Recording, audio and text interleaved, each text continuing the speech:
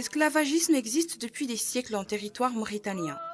Il existe dans toutes les communautés ethniques du pays, dans sa forme féodale et de caste, mais dans sa forme de violence physique et servile, d'assujettissement, de force de travail, il n'existe encore aujourd'hui que dans la société maure, dont les Haratines sont les esclaves historiques et qui sont également la principale force démographique du pays. Beaucoup d'entre elles ont connu les viols. Il y en a eu 1273 recensés en 2014 dans la Mauritanie. 80% des cas violés étaient des femmes haratines. Le taux de divorce le plus élevé se retrouvait également dans cette communauté. Khayri fait partie de cette communauté qui subit de plein fouet la discrimination sociale et les séquelles de l'esclavage. Sa condition de femme la condamne doublement. L'abandon par les maris, les violences domestiques, l'esclavage, l'objectification et la double discrimination sont monnaie courante pour les femmes de cette communauté.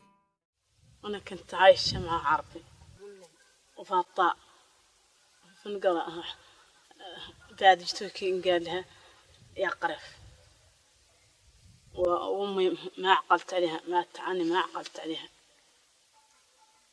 الصفة اللي ربيت فيها أنا ما أعرف شيء سولت ميتين هي عقلت عليه وكالناس ناس راح القنم يقعدوني عند المارشن أنا سقايدنا نقديه تم قادي نقدي تحت الشعب تحته منين يكب يحوزوا عليه ويبطوني لين ذاك يتكم معايا رجال التمو ويتكم معايا التريك التمو قد الطفي والتالي مولي يتكم مع الطويفيلات هي وكبرون ما شفت ولا راح إلى فنواك شوط إلى مع من تمهوناتيه وتوي بطوني العذاب المتين في العذاب يخبطه قناة التعمار وقابض الشيرتي يتكيها قدامي ومعدلها مرة من ينصدها وكاتيها يقول لي صد يحرق بيك يقبض يدفع في المدفع يقول لي شيء معدلها مرة تكيها لين يمل منها قدامي ويخليها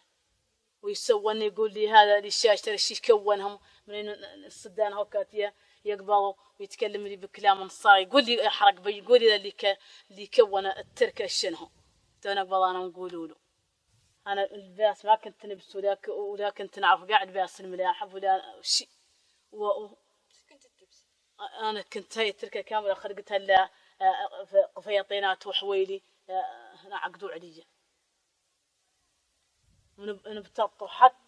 ونبتطوا حتى والشياكين حتى وكاتي لي طفيلتي صغيرة خليتها مشيت عنها السارحة لقنا من جيت لحقتها ميجتها في نقر للسماس ومزنزن عليها الكايس معذبيني واكلين حقي وندور فيهم طفيلتي اللي كتلوا السبب اللي كتلوا ما أنا عالمة بشي لين مشيت السارحة عادي بيها رويانة تحت الظهر ونين جيت لحقتها ميجت مزنزن عليها الكايس صار الطالب المودانة يبني لي دار عاد اللي كتب التواقط إن مشينا نسدر والله الشي ما قد ما تقد السلطة تحكمنا تحبسنا هذا هو اللي ندورانا.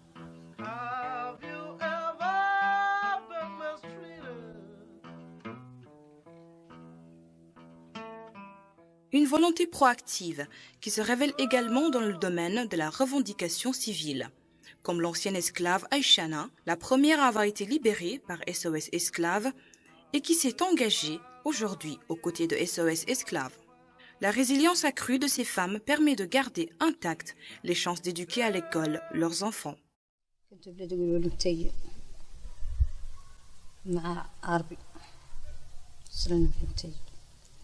وقفت أنا متضايقنا شغلت إرواخي لا شغلت لا حدثوهم أنتي مش شيخة في أنا ذاك اللي تبقيني نعدل لك كاملة تقولين نعدلك من نعدلته ما عدلته فرص نعدله والله إلا بطوني يا قراني متوه راسي أنتي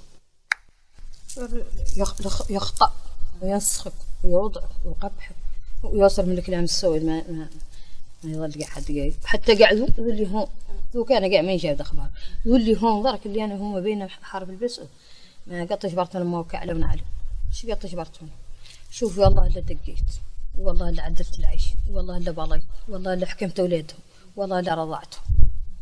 ما قد جبرتونهمش، ما قد خلصون ولا قطعون الصباح. مليح فمن يتوفى حد منهم والله شي ما هو مهم، والله يوم عيد مليح في 400 ساعة والله 500 والله 600 ما هو شي مهم. ما قد جبرتونهم للحق، قد جبرتونهمش اللي صبحوا قاعد يكرهوني ويتضايقوا معي. من يتمشكلنا هون عاد ما بيتخلي المرأة ما بيتخلي بوتركتي أنا يدخل علي عندهم. قالت عنه ما هم يقولوا عنه صوفوا جعنا وبتخليه يدخل. قلت لها أنا عنه برا اللي يدخل. تميتين جابوا لي واحد من القرد ولبستهم راقطة. قال يعني دارني كمساري وقلت لكم كمساري دارني له. قبلتها قالوا لي أرواقي حد يرسل لكم كمساري لا يقيسوا. الساعة أنا ما نعرف اشتبه. مشيت وقعدت لك ساعة عندي تريكة توام خليت تريكة وركبت معاه هو وولد الناس. تميت ماشي واخذني من واكشوط زانين بي يلين دون بتلين لين بلاد يقولوا الواد الناقة دون يله لين وين واكشوط وقفوهم وتلاحقت بيهم المرأة مريم بنت محمد. تلاحقت بيهم رافدة أولادي الاثنين توام دخلتهم تحت المقاعد. هركتهم من واكشوط دخلتهم تحت المقاعد. ما معاهم بيبرو لا معاهم لبن لا معاهم بوش من فيها ما معاهم شي يسووشون. لحقوهم فمات يا وقلعوهم بعيني شفتهم من أين نطروا من تحت المقاعد وتحولونا في ذيك الوقت اللي يقوم بوليس بوي لين حولونا فيه. قيمت ركبت أنا ومشي بولدهم هم قوموا بوليس لهنا شهر البلد يقولوا لي تجي نبلغ لك تصله.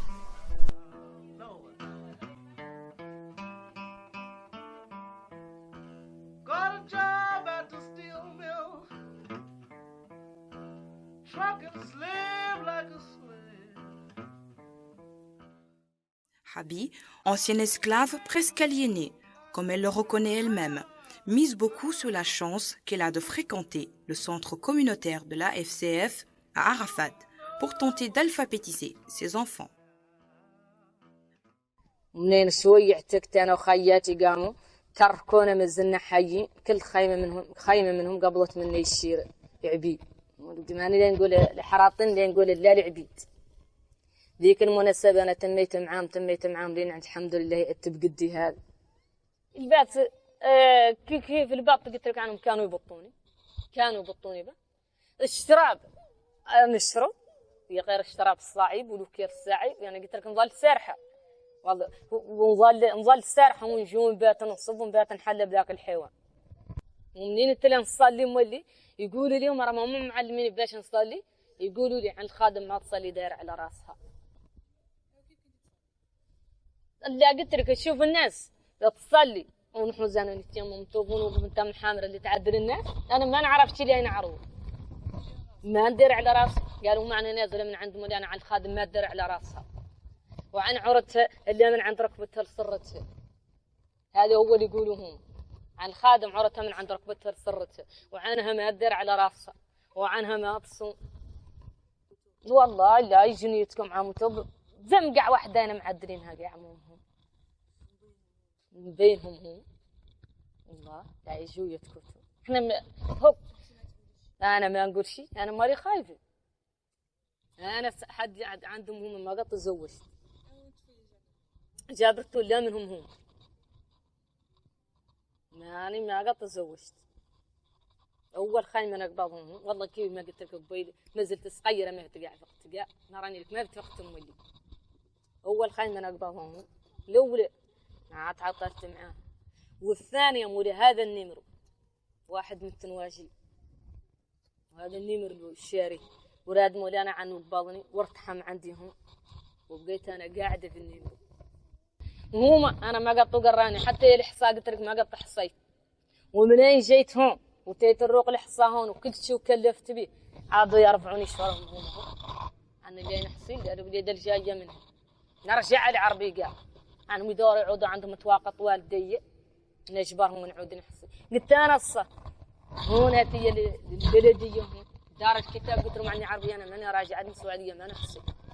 قالوا لي منين تقيسيهم الدار تجبري مكتوب والديك عندهم ديه متيقنه بيا اللي والدتي اللي عقلت عليها ما قطشت عندها كردان ديت كلهم عبد قبل مولي انا حازوا عليهم وداروا علي حرقها من الطرب واليقين اللي قطع حصان يشيري ذوك ورقاعد الا تلاقي يحسي قاعد كيف الصيف اللي نحسي فيه شنو.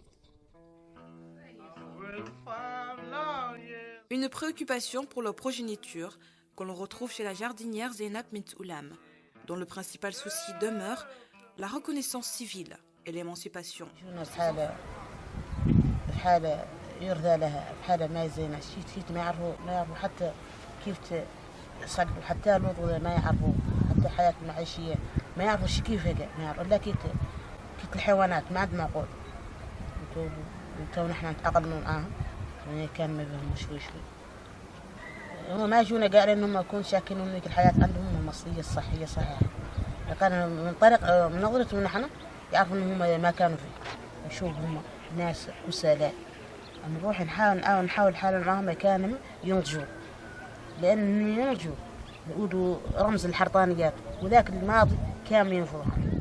Cette situation bien instable, résultant des séquelles de son esclavagisme, ne les prive d'aucune volonté proactive de changer cette donne sociale.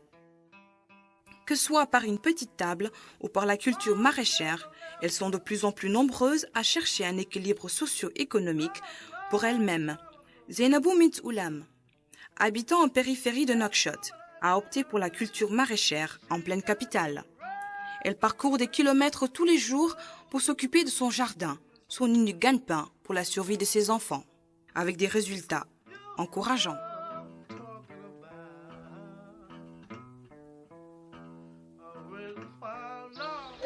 هو الله يرحمه حتى انا اذا ما هو معاقب علي دخلت التوبه ودخلت كنت اتعلم روحي اذا مره يصلح مره يغسل ونقول تعليمات ونعدل تجارب اسم الاشجار خلاص كان هاي قدته تقريبا تعدل تندار بذور والله تندارعوا الحاله اللي هو عرفت فتحت في عمري جاءهم بعدين تودير فكره عندهم فروسهم في اي وقت من الاوقات نروحهم عاد يعرفوا الانيانه اي وقت واحد وقت ما حد ما يقرا يجيهم يطبقوا ونشوفوا يشتغل معايا بنفس العمل نعدل هذا نكلفهم شيء من الامور يقوموا بهم هما قال نقول خلصوا ادلوا اذا كانوا نجح في يديكم غالبا يعدوهم الحمد لله ونجح في يديهم وعاد هم انا ماني هون هما هو تبرد اخلاقي انا قد نقعد بيدي وراي الناس وقت واحده منهم ما تقرا تجيهم انا ما اقدر لي بيدي وراي رقاش نفس العمل كمان بيقولوا خرجوا السوا طرح السوا لك طرحيها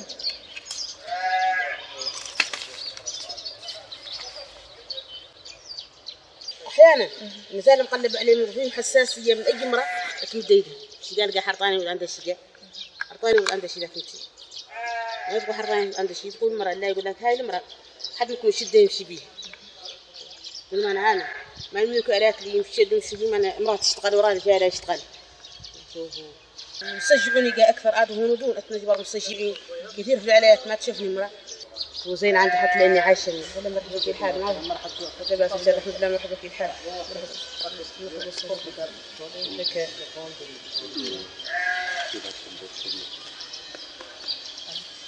هاو كم عندك انا اللي صرفت معاهم إذا واحد اللي عندك تعيشي بيه راسك وعيشي بأولادك. لا هي العايشة أنا فيها وعايشة فيها عيالي والناس كامل جاية تستفاد مني لا مشي مرقت مشردة ما شاء الله.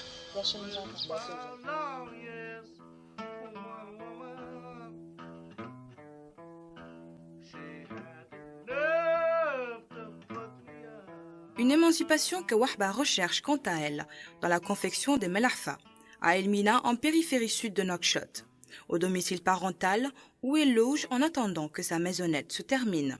Elle évoque l'évolution de sa situation.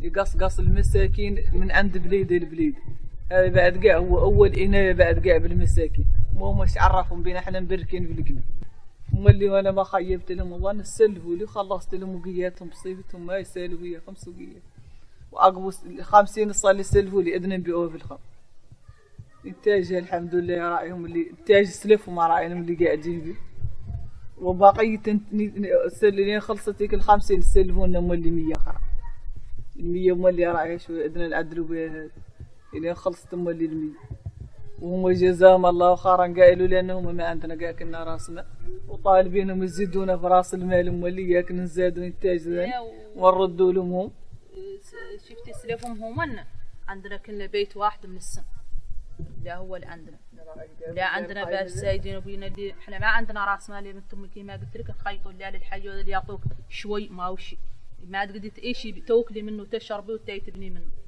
ذاك السلف اللي عندهم ويسلفون عندنا راس مال عندنا نخيطوهم اولا سابق نمتان وخيطوا قاعد احنا اللي عروسنا ما خلصوا حد ونسبقوا وقدر بحرب احنا منها نشروا منها 50 من برك ونشروا منها 100 من برك ونشروا منها زقيبه واحده من سيمون ونشروا منها زقيبتين لين شوي الحمد لله عدلنا ذو البيوت الاثنين دائما بحفاظتهم هم والله شاشرتنا هاو صغيرين كيف هذا كيف واحد ما هو هون قد قروهم هون شهرين الشهر خلصوا 2000 وقية خلصوا لا منها والمداح لو كل اخرين صغار لا مدرسه لا المدارس النظاميه ما يخلصوش لا مدارس الدولة.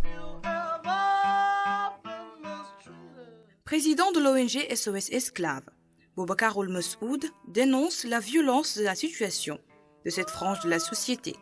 Cette structure civile a 30 ans de lutte pour les droits de cette communauté marginalisée. Une lutte qui a porté des fruits sur le plan légal avec la criminalisation notamment de l'esclavagisme en 2007. Oui, les femmes, je le dis souvent, sont les principales victimes de l'esclavage traditionnel que nous vivons. Elles sont les productrices d'esclaves, parce qu'une femme esclave, sa descendance est automatiquement esclave, sauf si le maître, dans sa magnanimité, décide d'en affranchir certains. Toujours dit que dans la lutte que nous menons contre l'esclavage, nous avons constaté que la femme est beaucoup plus attachée à la famille. Cette femme-là, souvent, au bout de quelques mois, elle est taraudée par le remords d'avoir laissé derrière elle ses enfants, par exemple, d'avoir laissé sa mère, d'avoir laissé ses tantes. Et ces enfants sont souvent partagés entre les familles des maîtres comme domestiques. Et elle cherche à être aidée pour récupérer ses enfants. Sinon, elle est obligée de revenir chez ses maîtres, se repentir et accepter les conditions dans lesquelles elle vivait. Ce qui n'est pas la démarche des hommes, des garçons. Les garçons, par contre, on les a vus fuir. Quand ils fuient, ils s'en vont et ils ne se retournent plus. Que les esclaves veulent bien se libérer, mais ils trouvent rarement une oreille attentive, une oreille qui accepte de les écouter. On se moque d'eux quand ils viennent devant la police ou devant la préfecture ou devant un gendarme pour leur dire écoutez, allez voir vos parents, réconciliez-vous avec eux, il n'y a pas de problème social. Et moi, pendant que j'étais fonctionnaire, j'ai eu plusieurs personnes qui sont venues me voir. Et je les ai accompagnées. Et je me suis dit, bon, il faut créer une organisation qui s'occupe justement d'aider ceux qui sont en détresse d'abord. Et c'est ceux qui sont en détresse qui vont permettre de révéler au monde ce problème. C'est des sociétés profondément inégalitaires. Et la femme, pour nous, a été l'instrument essentiel de cette révélation. Parce que le pouvoir, le système, veut tout cacher. Mais les femmes sont là. Elles viennent réclamer la restitution de leurs enfants. Elles viennent réclamer la reconnaissance de leur progéniture. Parce que souvent, elles ont des enfants qui sont nés de leur maître et que leur maître refuse de les reconnaître. Et elles ont tout connu, ces femmes. Et elles ont le courage, malgré tout, de lever la tête. Parce qu'elles ont le triple. Et elles ont l'amour de leurs enfants qui fait qu'elles ne peuvent pas oublier.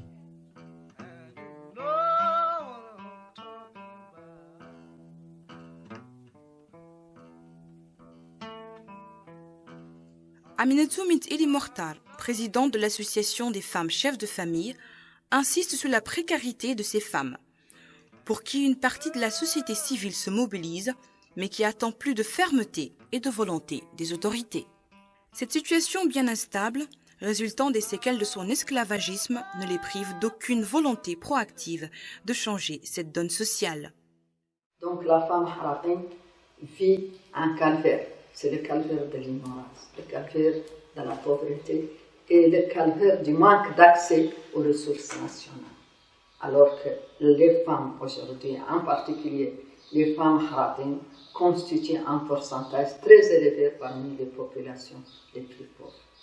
Bien sûr, si on parle de pauvreté, les femmes haratines sont synonymes de cette pauvreté. Si on parle de l'ignorance, les femmes haratines le sont aussi. Si on parle du manque d'accès à la santé ou aux services sociaux de base, c'est les femmes haratines. Un autre aspect aussi qui s'ajoute à cela, c'est l'état civil. L'état civil, l'accès à la propriété des terres.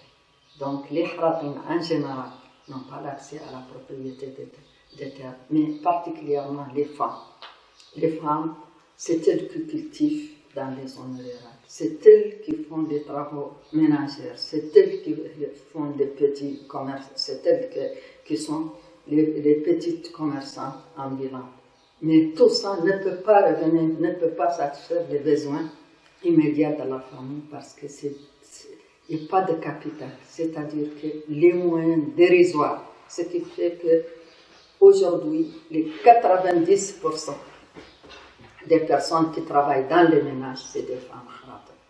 Donc elles sont aussi exposées, aux violences verbales, aux violences physiques et surtout aux viols. Parce qu'aujourd'hui, le pourcentage très élevé des cas de viol en Mauritanie, dont la majorité, c'est des filles haratines. Il faut vraiment qu'il y ait une insertion réelle et il faut mobiliser tous les moyens d'une manière générale pour les faire sortir de cette situation et pour éradiquer les séquelles de l'esclavage et ces séquelles. C'est la responsabilité de l'État mauritanien. C'est vrai que c'est notre responsabilité à nous tous en tant que Mauritaniens, mais la première responsabilité revient à l'État mauritanien. Donc ça c'est un aspect. Le deuxième aspect que je voulais aborder, il y a eu pas mal de mécanismes, soit rendant l'esclavage un crime contre l'humanité, comme le décret, soit incriminant les pratiques esclavagistes, une chambre, une agence, une feuille de route. Mais moi j'estime que ça ne suffit pas. Il faut une stratégie de mise en œuvre de toutes ces lois, de tous ces mécanismes. S'il n'y a pas une stratégie de mise en œuvre, une stratégie de communication et une application ferme de la loi, on n'avancera d'aucun iota dans cette vie. Des conditions sociales extrêmement difficiles, dues notamment à des discriminations liées à la peau, l'origine et le genre. Un contexte cependant qui ne crée pas exclusivement des victimes. Parmi ces femmes haratines, de plus en plus comme Aïchana, comme Habi, Al Khairi, Wahba ou Zainab, s'affranchissent de ce statut victimaire par leur engagement ou leur travail et se projettent avec optimisme vers le futur. النضال كاع أنا ما نوفى منه، ما حد يحيه ما نوفى منه، ومن اللي يسمع لي من أولادي ومن بناتي تم ناضل، وقضية العودية خاصة أمي سمعت ما نوفى كاع منه، فما يبقى حد ما كل شي طاهر وكل قال لي نوفى منه ما نوفى منه، ما زلت حية ما نوفى من قضية العودية. بيلي أنا ما مهم عندي إلا تحررت أنا وقعدت أولادي، أنا ذوك الناس حريتهم من حريتي أنا من دون ما ينافع ولا مهمة ولا حد فيه. بيا اللي نقدر عارف نتحرر ونقعد وذي الخيمة اللي حدايا فيها وحدين متعذبين ذي شنو فايتو، ودوك فيهم وحدين متعذبين بهم قضية العبودية ذي شنو فايتو. يقال نختار أنا نتحرر ويتحرر ذاك ويتحرر ذاك ويتحرر ذاك، وهذا لا يتحرر ملي لا يحل في قضية العبودية. سعتي هي قضية العبودية هون نورا على علم موريتا قال أنا ما يخارج ولا من هو عليه، هي ما حد هي موجود معرم. بيلي أنا عشت ندور نقول عن خارج بيلي أنا عشت، أنا من دايت نفسي عشت العبودية ونعرفها، لا يعلمها لي حد يصون ولا يقولها شوف.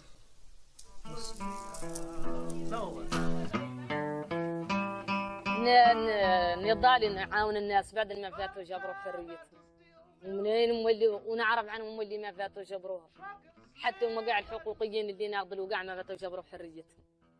أنا قاعد قد ما ناضل عن العبيد المملوك يا قرن، ناضل عن الحقوقيين اللي يوقفوا معايا ويساعدوني، ومظلمة وكم مديرة في الأحداث.